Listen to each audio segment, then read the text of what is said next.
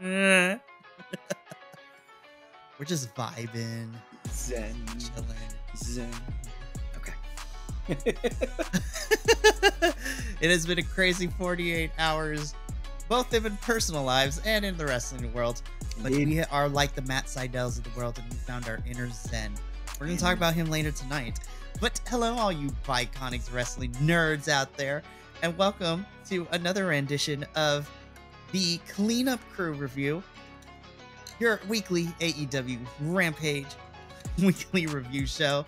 I am one of your hosts, Mikey, and joined with me, as always, you know him, you love him. He is my brother from another mother, and Boricua, Adolfo. Boricua! Billy Stark shout out. Saludos programas. It is I, Adolfo the Nerdy Puerto Rican. Adolfo, I'm so happy to be here once again for another edited review of AEW Rampage. Mikey, it's really the only time we get to work together on a weekly basis outside of, you know, Collision. Just wait till we go live. We start doing live. I'm so excited for that when that's going to happen. Indeed. Of course, Adolfo, this was an interesting Rampage because, like, it was mostly wrestling. We only had one backstage segment, and I was like, yeah, it was interesting. I was like, get nothing but wrestling for an hour minus one backstage segment. Yeah. Alrighty then, let's go. Right. Especially with everything that went down on Dynamite and with Revolution coming up, and it was just one segment. Oh, okay, let's tell us the story in the ring. I was about it. They looked at the calendar. All right, we have 3 weeks until Revolution. Let's try to stick to the points here. So they decided tonight's episode is the how-to for dummy series. We're just going to get straight to the point. Bullet points. Rampage brought to you by Spartan. Which is essentially what this felt like as a Rampage. I was like, let's just stick to the bullet points. We're going to get fun wrestling. We're going to continue to tell stories. And yeah, I also appreciate, and this is, I don't know if you noticed this, Adolfo, this is just me. The last couple of weeks across all 3 AEW shows, they've done a very good job of making sure to be like, we probably know not everyone watches all 3 shows, but you probably want to because we're building and we're continuing storylines for certain championships for Revolution. Like the Orange Cassidy thing, he was on Dynamite, and then he was on Rampage with Best Friends, and then spoiler alert, at the time of this recording, we saw him in the main event for Collision. Like, there's a thread line between all 3 shows. Yep. Yeah, I feel that they have been doing a good job connecting all of the shows in a way that's not overselling the story, you know? Because I know, like me personally, with stuff that went down, I this week, and this is the first time that this happened. Actually, no, I lie. This is the second time this has happened. Where I stopped. I'm like, I need to go and rewatch Dynamite and watch Dynamite so I can see what the hell happened. You know. So they've been doing a really good job with the stories. I feel, yes. I loved it so much. And speaking of which, that's kind of what happened in this first match. Rampage this week kicks off with a trios match where we have Best Friends being represented by your AEW International Champion Orange Cassidy teaming with Rocky Azúcar. I don't care what nobody says. I love that nickname for Rocky Romero. Yep. And then, of course, Trenty boy Trent Beretta as Chucky T is still currently out of commission due to injury. I have to say, I love how we got to this match because on Dynamite, they literally shook down Trent Beretta. Not Trent. They shook down Chucky T. Yeah, they're like, listen, we're going to go after your friends. Yeah. I was just like, what is this? I'm like, whose lunch money did you steal? Like, what happened? I was like, this is nuts. And I have to say, look, I might have an opinion on how I feel about Roddy and the way that he presents his character. His in-ring is always good, but as always for me, the Kingdom in Mike Bennett and Matt Taven, they're just so good. They are. Oh my gosh. They are really good wrestlers. Yes. This was a baller match. I really enjoyed this match. It was. There was a lot of energy. There was, it feeds into the whole match that's coming up in Revolution, where you have Orange Cassidy going up against Slick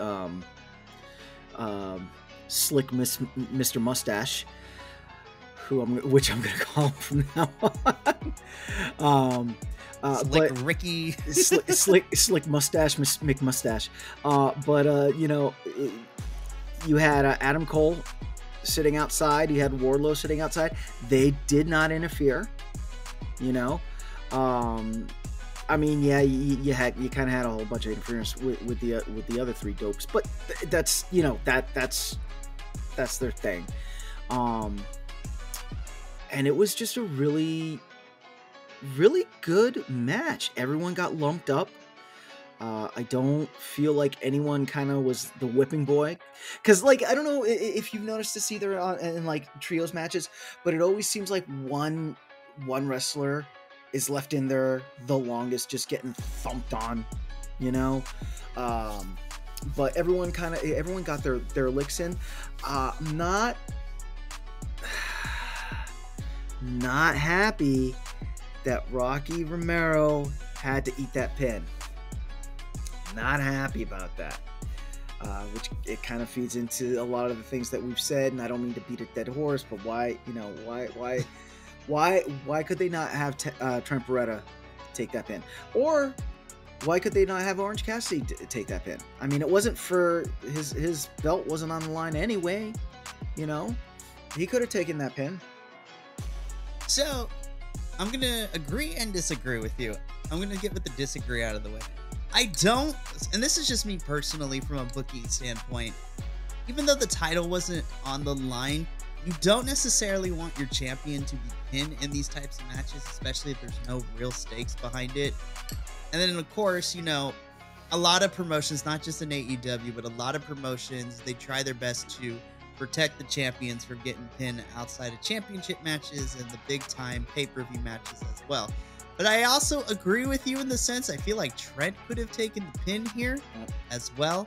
But I think having Rocky take the pin here, and then consequently what we'll talk about afterwards, or what happened to him afterwards, I think the Undisputed Kingdom is slowly making their way, dismantling best friends along the road to Revolution. So therefore, when time comes for the match at Revolution, Orange Cassidy is going to have to fight by himself. So I think Trent is the last person on the hit list, so to speak. All right, I do see your point there. Mm-hmm. I do see your point, and I agree. I personally feel that had Orange Cassidy taken the pin and then got the snot kicked out of him, like we're gonna mention later, and then come back against Ishii, and then even though if he got severely lumped up by the Kingdom, but came back and kept winning even after that, I feel that gives it a more a more Rocky-esque type feel, so but not saying that I was disappointed with the story, and also with you saying how dismantling the best friends on the way to Revolution, okay, yeah, I can see that. Just as long as everyone gets their lumps, you know what I mean? Yeah. Granted, we have 3 weeks until Revolution, so that possibly could still be the case. But right. Tony Khan, we're going to revisit this. I'm going to put a pin in it for later, and we're going to revisit this depending on how the rest of the story plays out. Yep. Because and I'm not saying I want to see Trent lose, but I mean, it makes sense in the story. But if Trent doesn't get pinned or dismantled by the Undisputed Kingdom by the time we make it to Revolution, then I'm going to be like, I don't know how I feel about that. But yeah, so let's just jump to it. So the Undisputed Kingdom picked up the victory here. Yep. And then afterwards, they beat up on Mr. Asuka himself by basically setting up a bunch of chairs and throwing, power bomb Powering into the chairs. Yeah. I was just like, ouch. I was like, at least it wasn't Darby Allin jumping off a 10-foot ladder into steel chairs. Yeah, right. Yeah. So in the context of the best friends getting systematically taken out, so that by the time Revolution comes, maybe at the go home before Revolution, Adam Cole or Porno Miss McMustache, comes out and says, "Where are your friends now, Orange Cassidy?" I can see that. Although, where's Danhausen? That's what I want to know. I've been saying this for the last couple of weeks. I was like, did we forget that Danhausen was a part of this? Like, he's not injured again, so what happened? Like that Mickey Mouse cartoon. What happened? What happened? So. Oh my goodness. So that's all I got for this match. Unless, at Revolution it's just Orange Cassidy, but I'm like, you guys, Danhausen shows up and he curses everybody. That'd be hilarious. That would be hilarious. Is their match a actual Revolution match, or is it a 0-hour match? So the beautiful thing about social media is and the rest of the boys get mad at me when I say this. I was like, they say it's gonna happen. I don't say it's official until I see an official match graphic. And yesterday on social media, AEW posted an official match graphic. So Orange Cassidy versus Roderick Strong for the International Championship is happening at Revolution. So like, They made it official with a graphic. Okay. So we might, if it's not 0-hour, the percentages of Danhausen not popping up are a little bit lowered. I feel. Mm-hmm. I feel if it was a 0-hour match, there'd be a higher percentage. But with the way AEW's been lately, who knows? Definitely, for sure. But honestly, between this. So I'm going to be honest. So quick tangent. Like this story, while it's not necessarily been my favorite, I'm happy to see that we're actually building towards a match. Not waiting until like the week before, be like, oh yeah, let's fight at the pay-per-view. I'm like, what? Yeah, exactly. And so far, AEW has been doing a really good job on getting over half of their championships like this. So the International Championship, you have the AEW Women's Championship with the back and forth between Tony and Tiana, which I'm so excited for that match. And then, of course, we have our big feud, which is the multiverse that is Hangman, Swerve, and Joe. Which I'm really excited for having. That. Listen, that double turn on Wednesday was so beautiful to me. I was just like, Hangman went heel. Swerve is now kind of a babyface, which is really weird to say. Yup. So good. A disjointed, violent babyface. Disjointed, violent babyface. I love it for Swerve. Speaking of violent people, we get our tag team match next. We have local Phoenix talents, Mondo Rocks and Robbie Litt, taking on the EVPs, the Young Bucks, which is being represented not by Matt and Nick. It is Matthew Nicholas, and Nicholas. Yep. And then they were being complete heels when they still showed up in the blood-covered suits that they beat Darby and Sting with on Wednesday. I was like, I don't know if that's sanitary, but visually I was like, ooh, this makes me mad. You did your job, though. Yeah, definitely.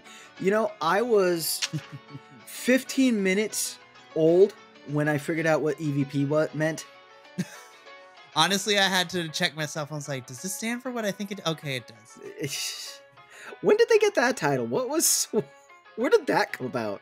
Kind of breaking into kayfabe a little bit, like talking about the IRL stuff. So the Young Bucks are EVPs for AEW. So they are like vice presidents and things of the company. So when AEW started 5 years ago, Tony Khan has kind of been in charge and funded a lot of this. But when AEW first started, the EVPs Tony Khan is in charge of everything. He's like the big company head. But then under that were people who used their own money to kind of kickstart AEW in the first year or two. And those EVPs were the Bucks, Kenny, Hangman, and Cody Rhodes. Oh, interesting. So they were all founders, and then they were like the executives for AEW and whatnot. And so for a while, they were EVPs on paper, but they never brought them into their characters until now. So this is the first instance that the Young Bucks are using their actual like EVP status as part of their heel gimmick, which I will say I wasn't a big fan of this character choice for them when this first started, but I'm slowly getting there. I was like, okay, I can dig this. And then the promo happened after the match, so we don't have to spend a lot of time. This is a squash match. Yeah, I mean, they won. They beat the crap out of them, you know. And then promo afterwards, it started off pretty well. Then it kind of just went way too long, and I was like, yeah. I was like, you got too wordy. You didn't need to say all this extra stuff. Like, it was weird. I was like, we were so close, you guys. Just maybe cut like 3 minutes off of it, and then it would have been perfect. It would have been perfect. Yeah, they definitely got too wordy. It felt like they were beating a dead horse. You know, they made get it. Yeah, they in the first like minute and a half they made their statement, and then I didn't mind when who was it, Matthew or Nicholas took the mic and was like, you know, I have to apologize for my brother. He's a bit of a hothead, right?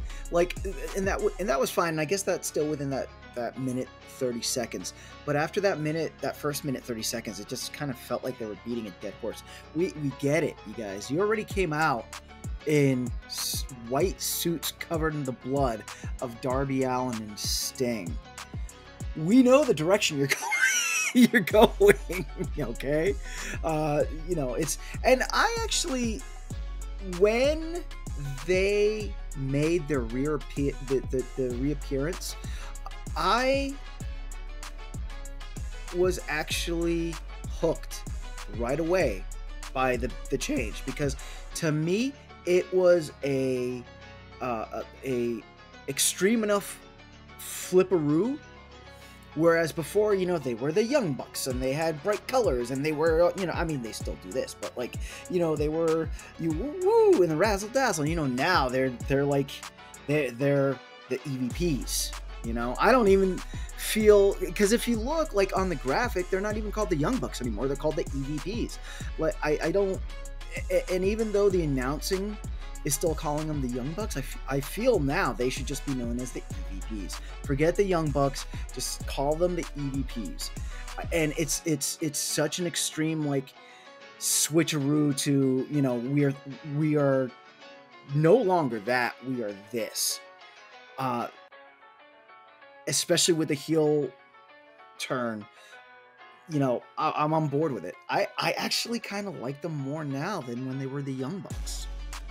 I don't know. I'm probably alone in that, and I will sit on this island by myself and drink my pina coladas. But I like that they're heels, and like I said at first, because I don't think they knew how far to lean into it they wanted to be at first. You know, when they had that backstage interview with Renee a couple weeks ago over on Dynamite. Yeah, and like I feel that they were still trying to figure out how they wanted to be, but I think they've kind of honed into it a lot more now. So I was like, okay, I can get behind these characters, and I'm excited to see them, because even though it's not an official graphic, it seems that the plan is going to be Darby and Sting versus the EVPs for those tag titles, and they're going. I love Sting and Darby, but they're losing those titles to the EVPs. To get those tag titles back. I would love to hear all the reports too. The fact that was like, so Sting got to pick his final opponent for his final match. Yes, he did. And so I can't even imagine like the Young Bucks being like, Sting comes up to you, hey, I want to fight you in this last match. Really? Oh snap! Okay, hold on, let's do this. My retirement match. The match that people are gonna think about years. You know. Yeah, it's interesting, and you got 3 weeks to enjoy Sting before his retirement match. Yeah. Listen, I'm a younger wrestling fan, but even I'm not emotionally ready. I'm gonna cry. I swear, I'm gonna cry. I don't know. You know, my first run-in with Sting was at the old Ted Turner Broadcasting. Oh wow. On cable. You know, when he had the bright colors and the white blonde hair. Right. And you know, he was with WCW then, and I watched his progression in WCW from that to the white-faced Sting when he was perching on rafters and fucking repelling up demonetization. Sorry, emotions starting coming out. You're good. And you know, started rappelling down. You know, like, oh man, wow. Okay, maybe I'm gonna be emotional about it. Okay, let's change subjects. We got 3 weeks. We got 3 weeks to emotionally prepare ourselves as best as we can. I'm just letting you all know when, like, during the watch along, there will be tears shed. It's going to happen. Somebody's going to. I'm putting that on my bingo card. But we're gonna continue on with Rampage. We got 3 weeks to, you know, emotionally prepare ourselves of what Sting meant to us. Yep. And we go into probably one of my favorite matches of the night. We have Mystico versus Matt Sydal, and I'm just like, this match was baller. Yeah, it was. Yeah, it was. So good. I'm like, Mystico's great. Matt Sydal matched the energy. Yep. This was amazing. It came close to being my match of the night, but this was not. But it only missed my match of the night choice by like a slim margin because my match, yeah. For like wrestling technique, for wrestling in ring absolutely technique, this was my match of the night. But like overall, no, yeah, it wasn't my match of the night, and I think we both agree on what our match of the night was. But that's beside the Yep. Go ahead. What you got? What you got? This match was great, and okay, this is gonna give me some hate, but like, this is how we do high flying action in wrestling, especially because Matt Sydal is also a high flyer himself. Yeah. Both him and Mystico are also trained in the like in-ring to the mat type of wrestling too. It's not just like, let's do jumps and flips all over the place. There's actual technician in that as well. From a wrestling standpoint, this match ruled so much. And, you know, I wasn't sure how this was going to go, but I was like, Mystico picks up the win. I was like, CMLL boys are kind of on a hot streak right now. They won most of their matches they've been involved. They've lost a few too, but they've been winning most of their matches that they've been involved in. Yeah. When I saw this on the card, I was not sure how it was going to go. You are 100%. Well, let me backtrack. You're 100% in my opinion. And I do have to disagree with you a little bit. God, we're all a lot of disagreeing tonight, Mikey. Yikes. That's how we have a healthy dialogue. Take notes, internet wrestling community. Right. I can appreciate the high flying wrestler when they're pitted against a like a big beefy, you know, for example, like a Powerhouse Hobbs, right? Like, I can appreciate a match like that when they play to each wrestler's strength, you know, especially because those big beefy guys, they can act like a good anchor for the high flyers to vault off and to work off of. I think that Brian Cage actually does this really well, where he pairs really well with high flyers. Although out of like big beefy man meat, I feel that Brian Cage moves the best that I've seen out of the AEW roster.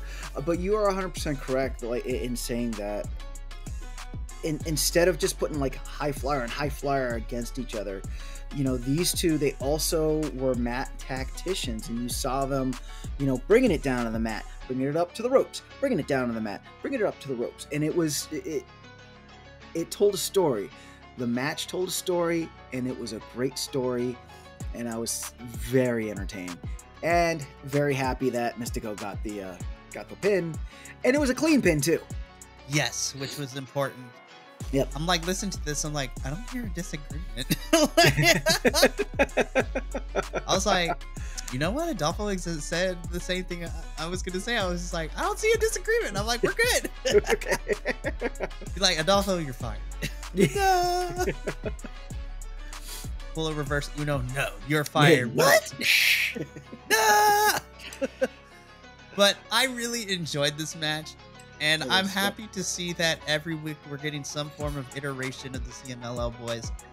I still think that my favorite iteration so far, even after watching Collision, was Danielson versus Echiseto. I think that's still my favorite CMLL match that we've gotten in the last couple of weeks, because Danielson and Echiseto tore the house down.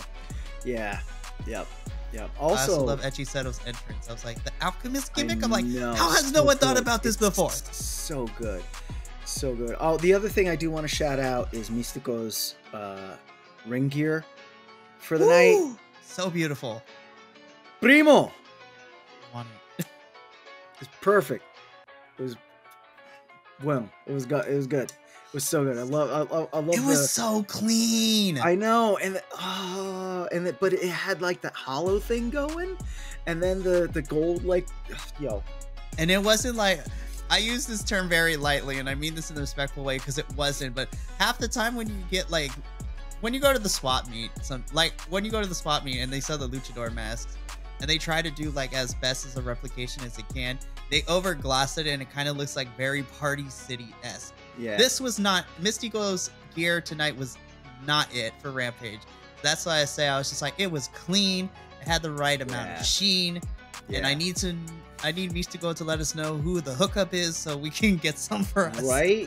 Right. And then, like, I don't mean to turn to have this boat going a certain way, but like the cleanness of his ring gear with the contrast of the darkness of his skin, it looked so good. It was so good. It was so good. It's important too, like those little things, because it's like good. It's like color. It's like art color blocking 101. It's just like, fair. Aesthetically, it looks more pleasing to the eye when you balance out the light and the dark tones of things. Yep. And so, you know, the lightness of the gear with the darker and the bisexual man, the chiseledness of the skin as well. Oh, he's fucking yoked. I would buy him. I would buy Mystico a drink. Yes. It's like, take me home, jump in his arms. Yep. But speaking of jumping into people's arms, and you mentioned big meaty men before, we get our only backstage segment of the evening. And speaking of Brian Cage. Yeah, speaking of Brian Cage, listen, I would also buy Brian Cage. Swolverine, yeah. Yeah, Swolverine a drink as well. Yeah. So, Brian Cage and Prince Nana, our favorite hype man right now in AEW. Who's still suffering injury from Dynamite. The gentle. I was like, I love Prince Nana. He's so down to take spots, and every time they do, like, they always like make it so gentle. Like a couple weeks ago when he went through the table after the gun threw him through the table. It was the most gentlest like table break. They're like, slow down. There we go, bam. Like, it was so good. Okay. But this is exactly what I wanted, you know, post losing to Samoa Joe for Hook. Because Brian Cage brings up the fact that Hook wants to still be involved in his business. And so Hook beat two guys. So guess what? So on Collision, you know what? I'm going to do the same. Any two people in the locker room who want to come out and try to fight me, I will fight them. So one, we get to see more Brian Cage, which I appreciate. Number two, this is what I've been wanting for Hook. And I'm happy to see that Brian Cage is also getting some time on television as well. Because now we're building a feud for Hook. That is no more just squash matches, and we're now continuing to have him more involved in actual storyline feuds, which is what I wanted to see since the end of 2023. And now it seems that's what we're doing with it since, you know, Hook losing to Joe for the title a couple of weeks ago. Yeah, you know, for as goofy as the characterization was for Jungle Boy when he turned heel, like, I at least appreciated that now we gave Hook and the FTW belt like a reason for being, you know, because for most of the time, it just seems like Hook is just hanging out with the best friends, hanging out with Orange Cassidy, you know, and I really didn't see him in a lot of fights and a lot of you know, belt defenses and stuff like that. And as I might be alone in this thought, and I will sit on that island by myself and drink my pina coladas. But you know, if you ask someone that is either new to AEW wrestling or isn't as involved in AEW wrestling as we are, as to, do you know what the FTW championship is? I have a feeling that most people will be like, the what? Because we just really don't see Hook on TV a lot, you know? And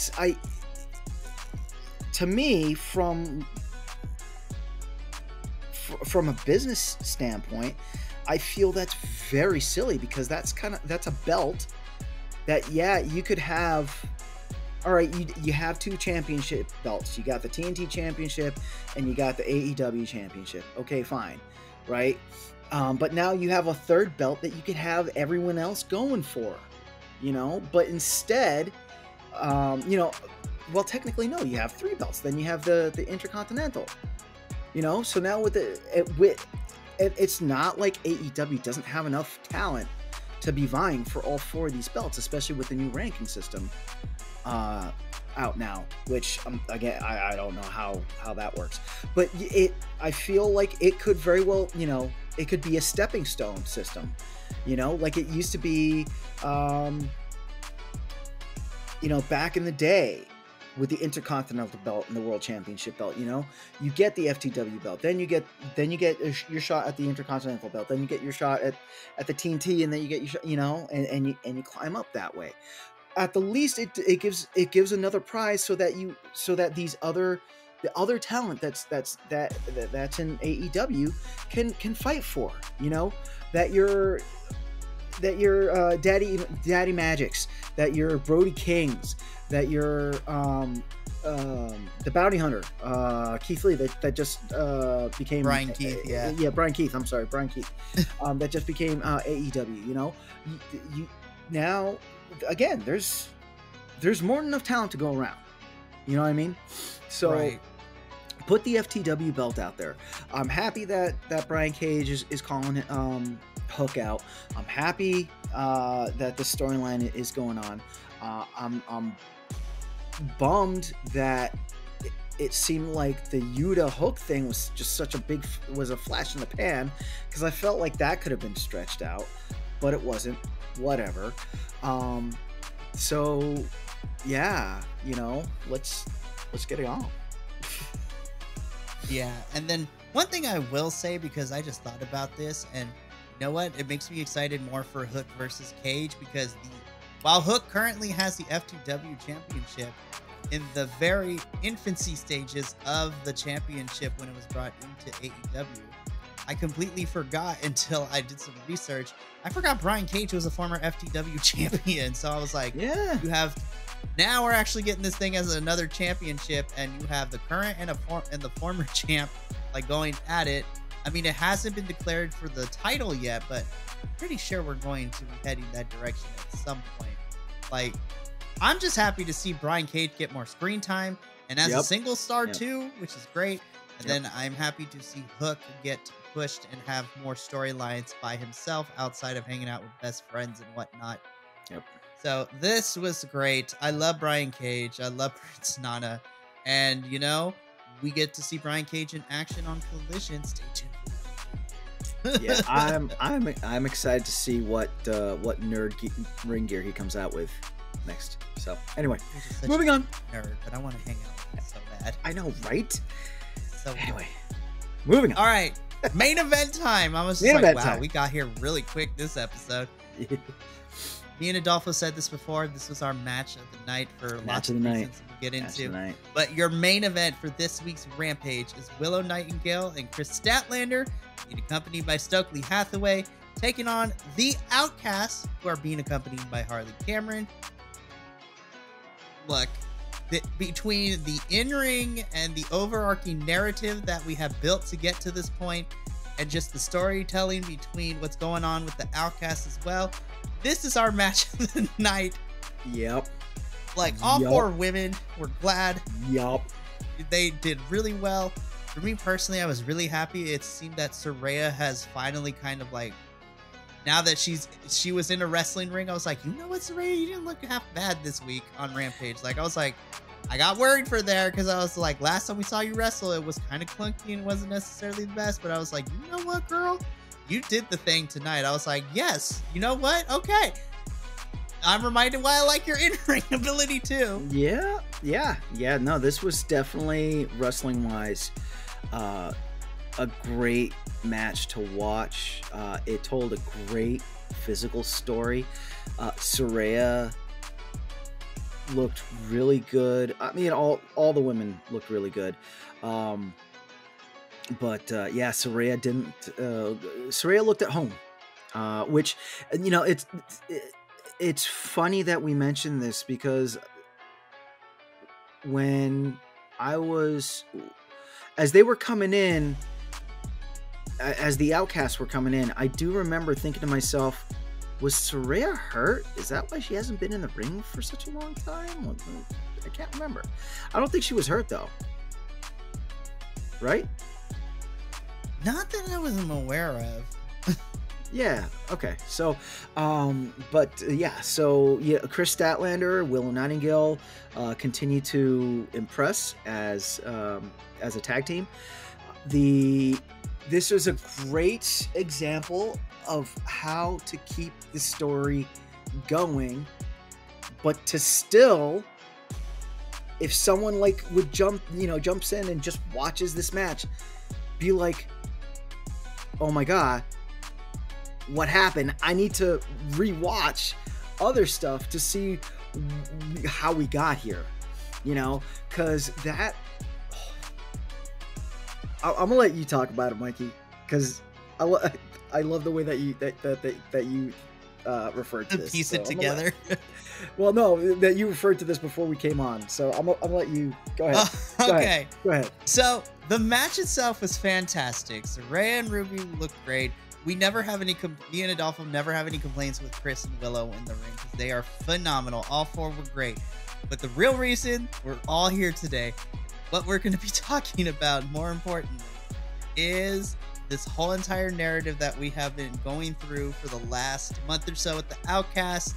Saraya has been pulling some dirty tactics to get Ruby to stay with her and to still be a part of this little faction.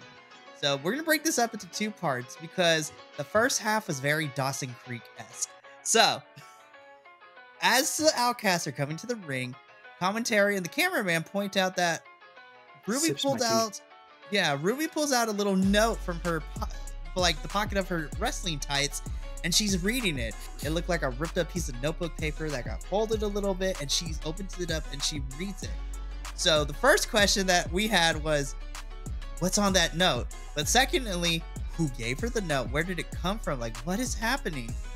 So as the match progresses on, noticed that. Can I just go for it? Jump in just really quick. Ruby Soho, fantastic acting with the note, because as you came out, like, you stopped, you pulled it out, you stopped, and you read it, and just with the facial expression and with that momentary pause, was just such great storytelling in that small moment that everyone is like, what the was in that note, Continue. Well, because that's important too, and that kind of plays into what I was going to say, because as the match progressed, we noticed that Ruby is kind of like being more hesitant to tag, Saraya out, like to be involved in this, and it gets to the point towards the end of the match where Saraya tries to go for a tag and Ruby jumps off of the apron, like letting Saraya be in the ring, not being able to tag, and Ruby walks out. She's like, I'm done with this, and she walks out, which allows Chris and Willow to pick up the victory here. So Harley Cameron tries to stop Ruby from leaving, and she gets knocked to the floor. Knocked the fuck out. And Ruby just ups to leave. She's like, I'm done. And so I'm just like, so that's the Dawson's Creek portion of it, like high school drama. The note, we need to know what was on it. We need to figure out who gave it to Ruby. And obviously now this is going to lead to Ruby and Saraya having a feud now, by themselves, which I'm super happy to see. Finally, the dissolution of the Outcasts seems to be evident, and now it's finally happening. The Outcasts are no more, since Ruby and Saraya are probably going to be feuding now. Really great. So that was the Dawson's Creek portion of our Rampage review. And then we jump straight into the Buffy the Vampire, like, Netflix version of the Chilling Adventures of Sabrina the Teenage Witch. Because as Chris and Willow, first and foremost, I love bitches. Yes, spooky bitches. So before we get to that part, I love that Stokely comes into the ring to celebrate mostly for Chris, and then Willow gives him a big old hug and like spins him around. And then you can see him try not to break character while also hitting Willow in the back, like stop it. It was so funny. Yep. But then Sith Blue shows up. Yes, Sky Blue not only Sith Blue, but yes, her Sith Master as well. Julia Hart, out of nowhere. Out of nowhere, the lights go out. Spooky. Julia's standing next to Sith Blue, and they have a stare off with Chris and Willow, which was really, really good to see. So I was like, oh. And in my head, I was like, please, let's run this back. I really enjoyed the TBS match between Sky, Julia, and Chris at Full Gear. I was like, let's run this back. Now let's involve Willow in all this, because we still have some unfinished business between all four of these women. And I'm so happy that AEW didn't discard that fact, because I felt like after Full Gear, I was like, okay, everyone's kind of going their separate ways, but now we're coming back to it. And this is it seems to be that these four are our title contenders for the TBS championship right now, which I am not going to complain.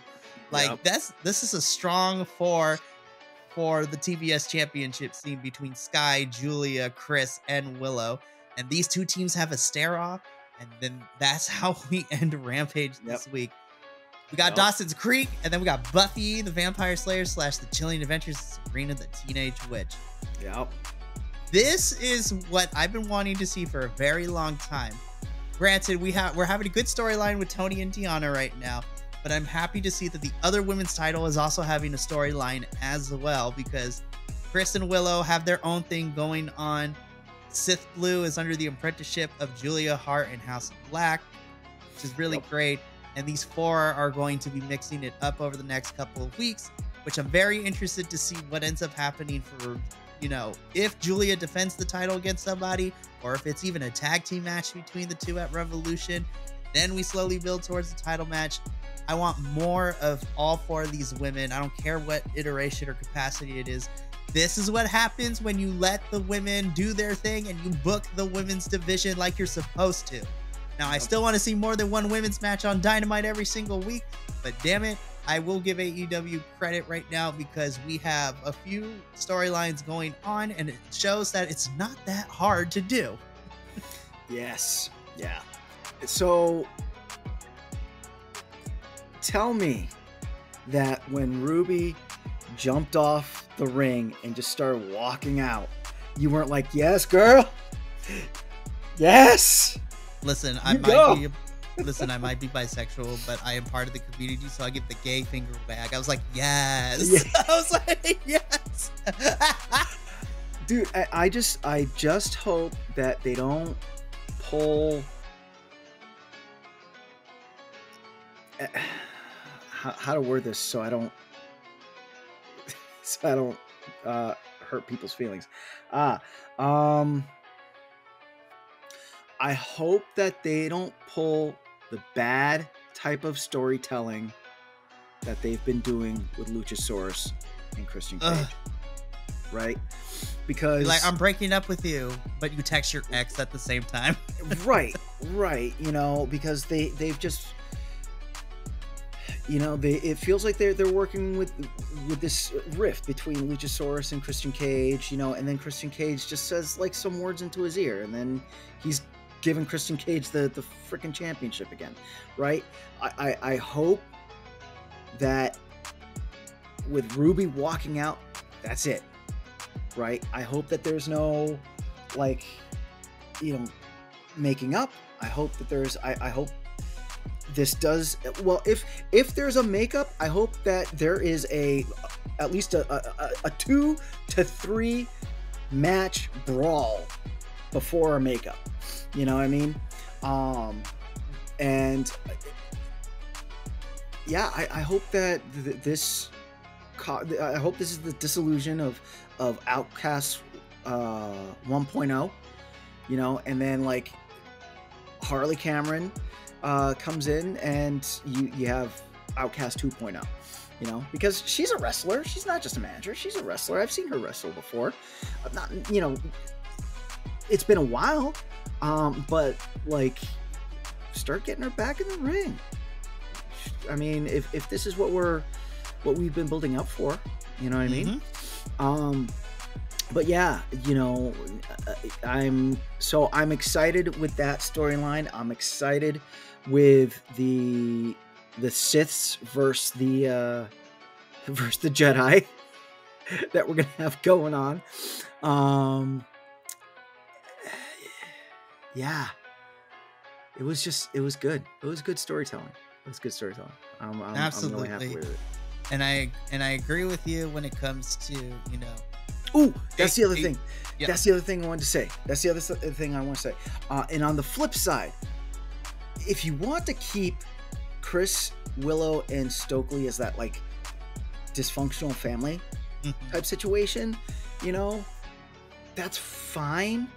Just don't do the thing where Stokely starts sowing the seeds of discontent, and then Chris and Willow break up and blah blah blah. You know, like I think that it is such a good dynamic where you have Stokely. You know, Stokely's one end of the spectrum, Willow's the other end of the spectrum, and then you kind of have Chris just kind of like in the middle. I'm really enjoying that dynamic, and please don't break that up. You know, and if you do break it up, make it a dramatic breakup. You know. Like have Willow get sprayed by the black mist again, and it's because she got hit with the double dose of evil juice that, you know, now she, you know, Sith Nightingale emerges, you know what I mean? Which was kind of happening the first time she got sprayed, but then, you know, Sith Blue fully drank the Kool-Aid, and, you know, and Willow, you know, went to the light side of the Force. But yeah, you know, so if you're gonna do that, make a dramatic breakup. Don't just do the hokey like, oh, I don't like Stokely thing, you know, just like, because it feels like that's been a trodden storyline amongst too many even recent storylines. Just, you know, don't do that. Keep them together. Not to mention, there's enough heels in the women's division. Yeah, we need to keep some of them faces in order to balance it out. Yeah. This is a fun thought. I would love for this dysfunctional family to turn in where slowly Stokely's like, you know what, I like Willow. And then when, you know, the attempted miss to Willow happens, I don't know how they would play it off afterwards, but I would love to see Stokely jump in the front of it and like take the mist for Willow instead. That would be awesome. I was like solidifying, be like, oh, you touched my friend.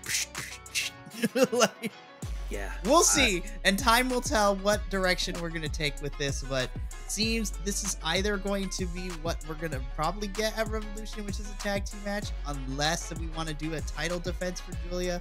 But you know what? I wouldn't be opposed if maybe we don't do a title defense at Revolution, but then we wait until, I don't know, Double or Nothing to do something like that. We'll see, but I'm really enjoying this. And this is how we end the stare off, you know, ends Rampage this week. Yep. So, Adolfo, like we do every... Eight. Perfect. Say no more. Concise, to the point, smart notes, bullet point. We listed all our reasons throughout the whole review of why we thought this was 8. Fun wrestling, good storytelling, short and sweet to the point. Cool. Yep. Just like Rampage this week. To the point. 8. Cool. 8. Sweet. Love it. That was the fastest rating we've done all week, and I'm super proud of it. So, that brings us to the end of this week's Cleanup Crew review. Next week, Adolfo will be here live on the StreamYards, on the YouTubes and the Facebooks and the Twitters and the Twitches. And Adolfo's face will... I will actually be on the Facebooks because I will talk to Mikey and figure out what that little glitch is that happens. Yeah, so it's really simple to fix. We'll talk off camera. Yeah, so Adolfo will be live next week with a Rampage review. But, of course, you can check out everything else we have here on the YouTube channel at the Bi-Conics Wrestling Podcast. It's a great time. You can follow us all over the social medias at BC WrestlePod. And if you can't commit to watching our beautiful faces on a sit-down, you can carry us with you on your favorite audio podcast networks, whatever you subscribe to, because now we have audio versions of everything. The reviews, regular podcast episodes, the pay-per-views. Like, our faces for radio will carry you through a long day. Put us around as background noise. Take us when you're studying for a test. Or if you're taking care of business on the porcelain throw. That is the perfect time to listen to men talk to you. Perfect time to listen to my voice. That's my wife. We love it. We love it. We love it. And we love all of you for tuning in this week. From myself and Adolfo and the rest of the Bi-Conics boys. Remember, take care of yourself. Love one another. And as always, stay Bi-Conic, all you guys, gals, non-binary pals, he, she, theys, and gays of the internet. We will see Billy Stark's outro. Yes, Billy Stark's outro. We'll see you for the next one. Until then, ta-ta for now.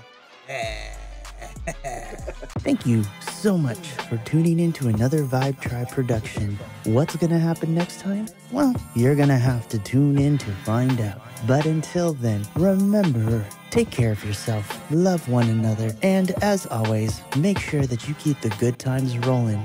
Thank you for being here, and we'll see you next time.